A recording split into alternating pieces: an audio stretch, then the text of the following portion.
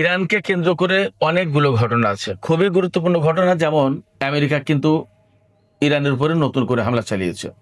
ইরানের অন্তত 3টি শহরে হামলা চালিয়েছে আমেরিকা, এবং কিশ দ্বীপে একটি বেসামরিক পরিবারের 3 সদস্য, স্বামী স্ত্রী এবং তাদের 2 বছরের একটি মেয়ে মারা গেছে। এরপরে সৌদি আরবে প্রিন্স সুলতান এয়ারবেজে হামলা হয়েছে, সেখানে ক্ষেপণাস্ত্র হামলা হয়েছে। এছাড়া সৌদি আরব ইরাকের উপর হামলা চালিয়েছে। ইরাকের প্রতিরোধকামী সংগঠন এর প্রতিশোধ নেওয়ার ঘোষণা দিয়েছে। ইরাকে যে হামলা চালিয়েছে সৌদি আরব এবং আমেরিকা মিলে, তাতে তো ইরানের আইআরজিসির 4 সদস্য তারা কিন্তু মারা গেছেন। এপাশে সবচেয়ে বড় ঘটনা যেটা নতুন করে খবর বের হয়েছে, 56 ঘন্টায় চায়না থেকে 16টি কার্গো বিমানে করে অস্ত্র এসেছে ইরানে।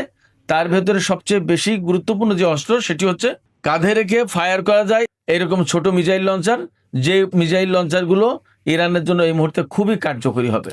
এছাড়া ড্রোন এবং আরো অন্যান্য অস্ত্র আছে বলে বলা হচ্ছে। 16টি কার্গো বিমানে এসেছে। এদিকে তুরস্ক, আমি গত 2-3 দিন আগে খবর দিয়েছিলাম, চীন থেকে তারা J-10C যুদ্ধ বিমান কিনবে। আজকের খবর হচ্ছে তারা শুধু J-10C না, J-35 যুদ্ধ বিমান কিনবে। এই J-35 হচ্ছে আমেরিকার F-35 এর চেয়েও উন্নত, এবং যথারীতি এরদোগান চীনকে ইউয়ানে অর্থাৎ চীনা মুদ্রায় অর্থ পরিশোধ করবে, ডলারে না। এই রকমের অনেকগুলো ভূ রাজনীতির জন্য খুবই গুরুত্বপূর্ণ, খুবই সেন্সিটিভ, স্পর্শকাতর এইরকম কিছু খবর আছে। দর্শক, এই বিষয়গুলো নিয়েই এখন আমি আলোচনা করব। আশা করি আপনারা শেষ পর্যন্ত সঙ্গে থাকবেন, আর ভিডিও ভালো লাগলে লাইক, কমেন্ট, শেয়ার করবেন এবং চ্যানেলটি সাবস্ক্রাইব করে সাথেই থাকবেন। দর্শক, চলুন বিস্তারিত আলোচনা করি। আলোচনার প্রথমেই বলতে হবে, আমেরিকা এবং ইরানের মধ্যে নতুন করে কিন্তু যুদ্ধ শুরু হয়েছে আবার।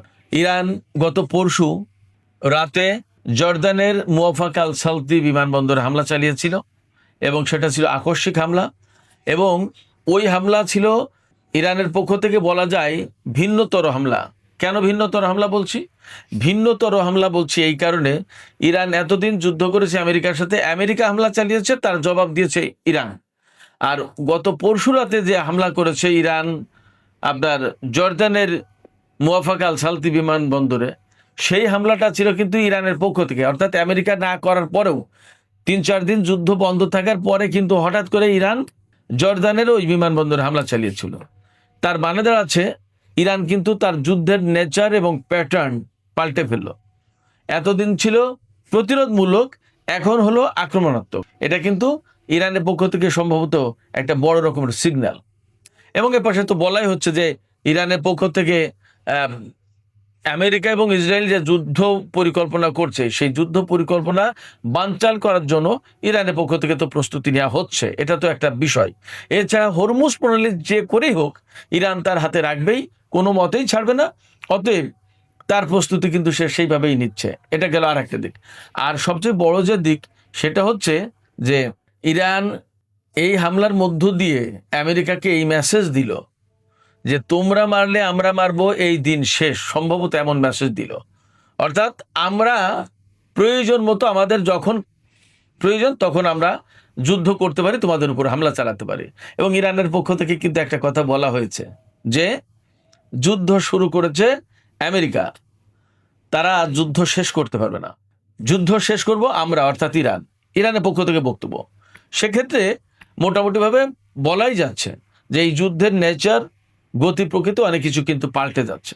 এদিকে সৌদি আরব যে যুদ্ধে জড়িয়ে গেল, তাতে কি দাঁড়ালো? এই কয়েকদিনের ভেতরেই সৌদি আরব, ইয়েমেন, ইউক্রেন, এই সমস্ত দেশ কিন্তু যুদ্ধে জড়িয়ে গেল। এরপরে কুয়েত আর বাহরাইন থেকে ইরানের উপরে হামলা চালানো হয়েছে বলে বলা হচ্ছে। যদি তাই হয়, তাহলে মধ্যপ্রাচ্যের ঘটনা মনে হচ্ছে কিছুটা পরিবর্তন হচ্ছে, পাল্টে যাচ্ছে।